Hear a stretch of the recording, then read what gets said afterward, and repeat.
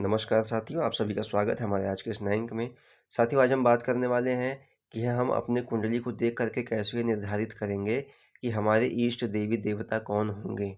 अक्सर लोग ये प्रश्न पूछते हैं कि हम अपने लिए कौन से देवी देवता की पूजा पाठ करें जो हमारे लिए सही है, जो हमें सही तरीके से जिनका हमें फल प्राप्त हो पाए। क्योंकि देखिए, हर किसी देवी देवता की पूजा पाठ करना संभव भी नहीं होता है और ना तो हर देवी देवता हर किसी को सूट करते हैं। मैं आपको इस बात को भी सिद्ध करके दिखाऊंगा कि हर व्यक्ति को हर एक देवी देवता की पूजा पाठ या हर एक मंदिर में चले जाना कभी भी सूट नहीं करेगा, कभी भी नहीं करेगा। हर व्यक्ति का गुणधर्म अलग होता है, उसके शरीर का ऑरा अलग होता है, उसका रहन सहन जीवन शैली उसकी अलग होती है। जैसे मैं आपको एग्जाम्पल देता हूँ, आपके लिए कौन से आपके लग्न और राशि के हिसाब से देवी देवता होंगे, मैं उसकी चर्चा 2 मिनट बाद करूँगा। लेकिन सबसे आपको बेसिक परिचय मैं बता दूँ कि हर व्यक्ति के लिए कोई भी देवी देवता कौन से सही हैं या कौन से सही नहीं रहेंगे, उसका एक छोटा-सा मैं आपको परिचय दे रहा हूँ। देखिए, 3 प्रकार के गुण होते हैं, सात्विक, राजसिक और तामसिक। ये 3 गुण होते हैं देवी देवताओं के, जिनमें से जिनमें से आपको सबसे पहले तो जैसे आप किसी भी देवी देवता की पूजा करते हैं, मान लीजिए कि आप सूर्य की उपासना करते हैं, आप गायत्री मंत्र के उपासक हैं। मान लीजिए कि आप गायत्री मंत्र के उपासक हैं। अब जो गायत्री मंत्र है, ये प्योर सात्विक साधना होती है, प्योर सात्विक पूजा पाठ होती है। अगर कोई गायत्री उपासक व्यक्ति है, वो मांसाहार करेगा तो वो जितना तो अपने जीवन में उस पूजा पाठ का फल नहीं पाया होगा, उससे कहीं ज़्यादा उसका अनिष्ट हो जाता है, निश्चित मानिए। सबसे पहले देखिए, आपका खान-पान, रहन-सहन कैसा है, उसी के हिसाब से आप पूजा पाठ हमेशा भविष्य में कीजिएगा। वरना लोगों से गलती यही होती है। लोग कहते हैं, भगवान को दोष देते हैं, हमने क्या, जीवन भर आपकी पूजा की, हमने सब कुछ किया, फिर भी हमारा सब कुछ बिगड़ गया। लेकिन आपको समझना होगा कि देवी देवताओं का अपना एक गुण है, और आप जब किसी देवी देवता से संबंध बनाना शुरू करते हैं, आप उनके पूजा पद्धति को अपनाते हैं, उनके गुणों को अपने अंदर ग्रहण करना शुरू करते हैं, तो आपके अंदर भी उस ऊर्जा से संबंधित अनुशासन होना चाहिए। अगर आप गायत्री मंत्र के उपासक हैं, तो आपको परम सात्विक आहार अपनाना पड़ेगा, परम सात्विक सोच विचार अपनाना पड़ेगा, सात्विक जीवन शैली अपनानी पड़ेगी। नहीं तो गायत्री उपासना कभी भी सिद्ध नहीं होगी आपको, कभी नहीं होगी। अगर आप राजसिक देवी देवताओं की पूजा पाठ करते हैं, जैसे भगवान विष्णु हैं, माता लक्ष्मी हैं, माँ बगलामुखी हैं, अगर आप इनकी पूजा पद्धति को अपनाते हैं, तो आप, हो सकता है, सात्विक भोजन भी करें, हो सकता है कभी कभी आप तामसिक भोजन भी करें या राजसिक भोजन करें, आपको फर्क नहीं पड़ेगा। आपकी जीवन शैली राजसिक होनी चाहिए, देखिए, भौतिकता का ये तत्व होता है, पूर्णतः भौतिकता का तत्व होता है। तामसिकता क्या है? देखिए, ये मलिनता है। ये तामसिक पूजा पद्धति के लिए हम कभी भी किसी को सपोर्ट नहीं करते हैं। जो भी तामसिक पूजा पद्धतियाँ होती हैं, वो मांसाहार से संबंधित होती हैं, ठीक है? उसमें बहुत से नीच योनि की भी पूजा पद्धतियाँ होती हैं, जो कभी भी किसी व्यक्ति के लिए सही नहीं कही जाती हैं, कभी भी नहीं सही होती हैं, ऐसा करना भी नहीं चाहिए। लेकिन जैसे कि मान लीजिए कि आप भगवान बजरंगबली की पूजा पाठ करते हैं। अब भगवान बजरंगबली क्या है कि भगवान बजरंगबली का जो स्वरूप है, वो मंगल का प्योर स्वरूप है। वो परम शुद्ध स्वरूप है, सात्विक स्वरूप है मंगल का, और वो भगवान सूर्य के भक्त होते हैं। भगवान सूर्य के शिष्य हैं। कौन? मंगल। मंगल देव भगवान सूर्य के शिष्य हैं। आपने शास्त्रों में पढ़ा होगा कि भगवान बजरंगबली के जो गुरु थे, वो सूर्य देव थे, और जिनकी उन्होंने जीवन भर भक्ति की थी, वो थे भगवान राम, और वो सूर्यवंशी थे, सूर्य के स्वरूप थे। इसलिए मंगल, जैसे कि आप देखते होंगे कि जो सैनिक होता है, वो मंगल का स्वरूप होता है। अगर वो किसी का भी आदेश मानता है, तो केवल राजा का मानता है। राजा यानी सूर्य, सैनिक यानी मंगल। इसलिए मंगल का जो सात्विक स्वरूप होगा, वो होता है बजरंगबली का। अगर आप जिस दिन भगवान बजरंगबली की पूजा पाठ करें, उस दिन कभी भी भूल से भी मांसाहार मत कीजिएगा, कभी भी मत कीजिएगा, गलती से भी मत कीजिएगा, ठीक है? क्योंकि वो पूजा पद्धति ही इस प्रकार से रची गई है कि आपको सात्विक रहना पड़ेगा, ये उसका अनुशासन है। या तो आप पूजा पाठ उस पद्धति को ना करें, लेकिन भगवान के प्रति श्रद्धा रखें, और फिर चाहे जो खाते पीते रहें, इस बात से कोई फर्क नहीं पड़ेगा, ठीक है? मैंने आपको एक बेसिक बात बताई। मान लीजिए कि आप माता लक्ष्मी के उपासक हैं, तो वो प्योर राजसिक देवी होती हैं। तो अगर आप पूजा पाठ करें, जब तक पूजा पाठ करें, उस वक्त तक आप सात्विक खाना खाएं, राजसिक खाना खा सकते हैं, लेकिन तामसिक भोजन कभी मत कीजिएगा। जब तक पूजा पाठ करें तब तक मत कीजिएगा। बाकी आप अपने जीवन में कुछ भी खाते हैं, कोई फ़र्क नहीं पड़ता है, ठीक है। तो हमने आपको बेसिक एक परिचय बताया, हालांकि इसकी अब हम चर्चा करेंगे तो ये एक अलग ही विषय हो जाएगा, लेकिन आज का हमारा विषय है कि हम आपकी कुंडली के अनुसार आपको बताएं कि आपके लिए कौन से इष्ट देव सुलभ होंगे, सही होंगे। चलिए शुरू करते हैं। मान लीजिए कि यहाँ पे पहले खाने में 1 नंबर लिखा है, जिसके भी कुंडली में पहले खाने में 1 नंबर लिखा होगा वो मेष लगन का जातक कहा जाएगा, यानी कि आपका लगन होता है मेष। देखिए आपको अपने लगन से 5वां भाव देखना है, 1 2 3 4 5। 5वां भाव होता है हमारे पूर्व पुण्य का भाव होता है, पूर्व पुण्य का भाव होता है। जो भी हम अपने पिछले जन्म से कैरी करके ले आते हैं इस जन्म में भोगने के लिए, जीने के लिए, वही हमारे सामने सुलभ होता है। तो इस भाव से संबंधित जो भी देवी देवता हमारे लिए होंगे, सबसे पहले प्राथमिकता उन्हीं को दी जाएगी। तो मेष लगन के लिए देखिए, मेष क्या है, मेष के स्वामी होते हैं मंगल। अब मंगल के गुरु कौन होते हैं, देखिए सूर्य होते हैं, और सूर्य देखिए 5वें भाव में पड़ता भी है। ये त्रिकोण की राशियां हैं, कोई भी त्रिकोण की राशि हो हमेशा एक दूसरे के मित्र होती हैं, और उसके देवी देवता हमेशा एक दूसरे को सपोर्ट करते हैं। तो आपके लिए जो सबसे पहले जो देवता होते हैं वो होते हैं सूर्य।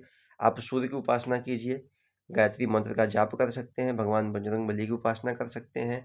अगर ये तब हुआ जब आप सात्विक भोजन करते हैं तब, लेकिन अगर आप तामसिक भोजन भी करते हैं, मांसाहार का भी सेवन करते हैं, चलिए कोई गलत बात नहीं है, आप करते हैं, अच्छी बात है, करना भी चाहिए भाई। जिसके लिए जैसी परिस्थिति हो, जो जिस परिस्थिति में जन्म लेता है वो अपना करता है, भोजन खाता है। तब आपके लिए कौन से देवी देवता सुलभ होंगे, सिर्फ और सिर्फ एक, कौन, गुरु स्वरूप, गुरु का स्वरूप, यही आपके लिए सबसे अभीष्ट देव होंगे, भगवान बृहस्पति। भगवान बृहस्पति ही आपके एकमात्र देव होंगे सबसे पहले। मैं तामसिक देवताओं की बात नहीं करूँगा, क्योंकि हो सकता है कि आप भगवान भैरव की भी उपासना कर सकते हैं, क्योंकि मंगल का और शनि का मिला-जुला स्वरूप होता है उनका, और पूर्णतः तामसिक स्वरूप होता है। लेकिन हम उस दिशा में आपको जाने से रोकेंगे। आप श्रद्धा भाव रखिएगा, आप मंदिर में जाकर दर्शन कीजिएगा, लेकिन किसी भी तांत्रिक पद्धति से या किसी भी पद्धति से उनकी पूजा पाठ मत कीजिएगा, जब तक कि कोई सक्षम गुरु आपको दिशा निर्देश न करे, ठीक है। आपको केवल भगवान बृहस्पति की उपासना करनी है। आप गुरु दीक्षा ले सकते हैं, आप गुरुद्वारा जा सकते हैं, आप बृहस्पति, भगवान बृहस्पति के मंत्र का जप कर सकते हैं, ठीक है। बहुत से जोशी हैं जो केवल 5वें भाव को ही बल देते हैं, लेकिन होता क्या है कि ये बातें बायस्ड हो जाती हैं, क्योंकि हर व्यक्ति का जीवन का रहन सहन, खान पान बहुत अलग होता है। इसलिए हम आपको आपके अनुसार जो सर्वथा सुलभ हो उस देवी देवता की बात करेंगे। अंत में हम आपको एक बात बताएंगे कि 1 से लेकर के 12 भावों तक, इन 12 राशियों तक जिसका जो भी लगन आएगा, अगर वो किसी भी देवी देवते की पूजा पाठ नहीं कर पाता है तो सिर्फ और सिर्फ एक देवी देवता की पूजा पाठ करे, वो है भगवान शिव की। भगवान शिव, माता शक्ति पार्वती की। क्यों? क्योंकि भगवान शिव त्रिगुण स्वामी होते हैं, उनमें तीनों गुण समाहित हैं, सात्विक, राजसिक और तामसिक, तीनों गुण ही भगवान शिव में समाहित हैं। और शिव की अर्धांगिनी स्वरूप माँ शक्ति होती हैं। तो शिव शक्ति की उपासना तो हर एक सनातनी को या किसी भी मजहब पंथ का व्यक्ति हो उसको करना ही चाहिए। भगवान शिव और शक्ति का उपासना हर किसी को करना चाहिए, फिर वो चाहे कुछ भी खाता हो, कैसा भी जीवन पद्धति हो, बहुत उच्च कोटि का हो या बहुत निम्न कोटि का हो, बहुत सात्विक हो या बहुत तामसिक हो या बहुत राजसिक हो, कोई फर्क नहीं पड़ता, क्योंकि भगवान शिव साक्षात ब्रह्मांड के परमेश्वर के स्वरूप है। सभी वस्तुएं वहीं से उत्पन्न हो रही हैं, वहीं पे विलीन हो रही हैं। त्रिगुण स्वामी हैं, आप उनकी उपासना अंततः कर सकते हैं। लेकिन लगन के हिसाब से मैंने मेष लगन का बताया। अब आगे बढ़ते हैं, वृषभ की बात करते हैं। अगर यहाँ पे 2 नंबर का अंक आता है तो यहाँ पे 5वें भाव में 2 3 4 5 6, नंबर 6 की राशि आ जाएगी। तो नंबर 6 की राशि का देखिए, नंबर 6 की राशि आपकी बुध की राशि होती है, कन्या राशि होती है, ये बुध की राशि होती है।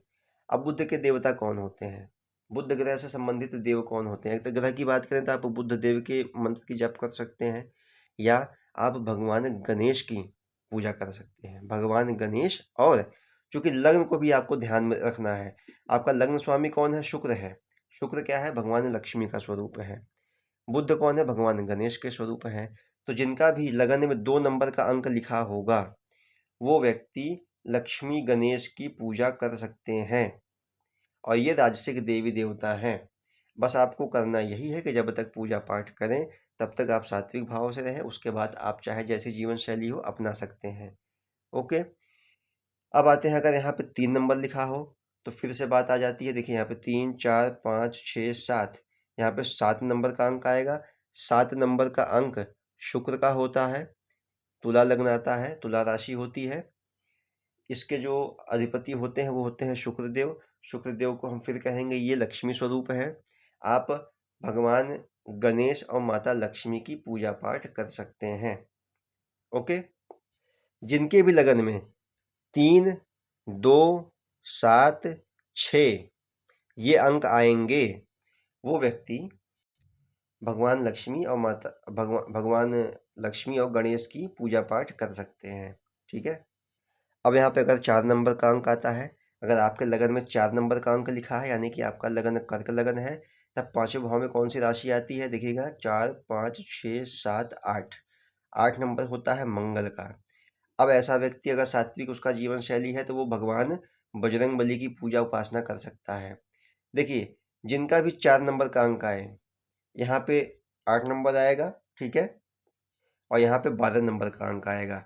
तो आपके लिए जो इष्ट देव होंगे वो होंगे भगवान हनुमान, भगवान बृहस्पति और चंद्रदेव।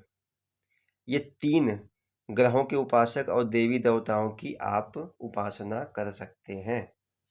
अब देखते हैं, अगर हमारे लगन में लिखा हो 5 नंबर का अंक लिखा हो, यानी कि आप सिंह लगन के व्यक्ति हैं, तो यहाँ पे कौन सी राशि आएगी? अब ध्यान से देखिएगा, यहाँ पे आएगी 9 नंबर की राशि। 9 नंबर की राशि होती है धनु राशि होती है। धनु राशि के अधिपति कौन होते हैं? बृहस्पति होते हैं। तो बृहस्पति के मित्र ग्रह कौन कौन से होते हैं? बृहस्पति, सूर्य, मंगल और चंद्रमा। आप इन ग्रहों से संबंधित मंत्रों का जाप भी कर सकते हैं। और जब देवी देवताओं की बात करें तो गायत्री मंत्र का जप कर सकते हैं, या भगवान बजरंगबली का आप मंत्र जप कर सकते हैं, या चंद्रमा माता पार्वती का स्वरूप कहा गया है, माँ शक्ति की आप पूजा कर सकते हैं, तब तक जब तक आप सात्विक स्वरूप में रहते हैं। अगर आप सर्वाहारी हैं तो आप भगवान शिव शक्ति की साधना उपासना कर सकते हैं।